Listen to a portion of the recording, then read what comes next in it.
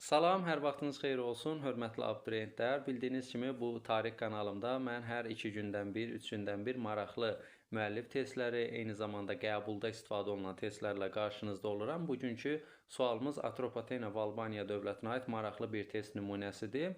Bu sualı işləyin, düzgün cavabı müəyyən edin, sonra isə izahla dəqiqləşdirin, görün bu cavabı düzgün yazmışam yoxsa yox. Cavabınızı da şərh bölməsində qeyd etməyi unutmayın. Baxaq sualımıza. Bizə deyir ki, Atropatena və Albaniya dövlətlərinin fərqli cəhəti deyil. Eyni zamanda qeyd edeyim ki, bu test taymə məxsusdur. Atropatena və Albaniya dövlətlərinin fərqli cəhəti deyil. Sualın şərtində çox şey gizlənir. Fərqli cəhəti deyil deyirsə, deməli bizdən oxşar cəhəti soruşur. Oxşar cəhəti. Şərti diqqətlə başa düşün. A variantı. Qədim dövrdə Romanın məğlub edilməsi. Bir də zəhmət olmasa bu videonu izlərkən videonu bəyənməyi və kanalımızı da takib etməyi unutmayaq. Qədim dövrdə Romanın məğlub edilməsi. Atropatena baxaq. Romanı məğlub edibmi? Bəli, edib. Nümunə olaraq eradan əvvəl 36-cı il Fraspa döyüşündə biz deyə bilərik ki, bəli, məğlub edib. Parfiya ilə birləşmişdi hər ikisi. Orada Roma üzərində qələbə qazanırlar. Albaniya bəs məğlub edibmi? Xeyr, nə Kür döyüşündə, nə Araz çayı sahilində, nə 36-cı il döyüşündə məğlub edə bilməyib. Ona görə bizdən A variantı ola bilməz, çünki bizdən oxşar cəhət istəyir. B variantı. Frank imperiyasının parçalanması nəticəsində yaranması. Bunun bu məsələyə aidiyyəti yoxdur. Frank imperiyası Verden müqaviləsi nəticəsində parçalanır. Fransa, Almaniya, İtaliya krallıqlarına bunun aidiyyəti yoxdur bu məsələyə. Roma imperiyasından asılı vəziyyətə düşməsi. Roma imperiyasından asılı vəziyyətə düşübmü?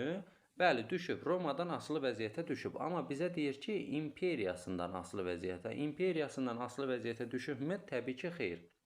Roma, yəni Atropatena və Albaniya Romadan asılı vəziyyətdə olanda Roma Respublika dövründə idi. Respublika dövrü yadımıza salaq, eradan əvvəl 509, eradan əvvəl 27-ci illəri əhatə edir. İmperiya isə 27-ci ildən başlanır ta parçalanmasına kimi, 395-ci ilə kimi. Ona görə C də olmaz. Çünki Respublika dövründə asılı vəziyyətə düşüb. Burada isə imperiya yazılıb. D variantı. Eradan əvvəl 4-cü əsrin birinci yarısında yaranması. Atropatena və Albaniya dövləti yadda saxlamaq lazımdır ki, 4-cü əsrin sonu 3-cü əsrin əvvəllərində yaranıb. Burada isə bizə deyir 4-cü əsrin birinci yarısı. 4-cü əsrin sonu düşür eradan əvvəl olduğuna görə ikinci yarısına. Burada isə bizə birinci yarısı deyib, ona görə D variantı da olmaz. Parfiyaya qarşı mübarizə aparması. Atropatena dövləti Parfiyaya qarşı mübarizə aparıbmı? Bəli, aparıb. Artıq 10-cu siniflərə də bu qeydi deyə bilərəm ki, nikah diplomatiyası belə münasibətləri olub. Bu yeni dərsliklərə əsaslanır. Yəni bu nikah diplomatiyası bu ilk 11-lərə aid deyil. Hal-hazırda təhsil alan, yəni 11-ci siniflərə aid deyil. Və sual verə bilərsiniz ki, Albaniya dövlətinin Parfiyaya qarşı mübarizə aparması olubmu? Bəli, olub. Biz bunu harada görürük? Biz deyirik ki, İmperator Tiberi İber və Alban hökmdarlarına Parfiya hökmdarları ilə mübarizə aparmaları üçün xeyli pul göndərmişdi. İmperator Tiberi İber və Alban hökmdarlarına, yəni Albaniya pul göndərib ki, Tiberi get Parfiyaya qarşı mübarizə apar. Deməli, buradan Parfiyaya qarşı mübarizə apardığını Albaniya dövlətində də görürük. Ona görə doğru cavabımız Y variantı olacaq. Bu qədər inanıram ki, hər biriniz bu sualı düzgün yaza bilərsiniz.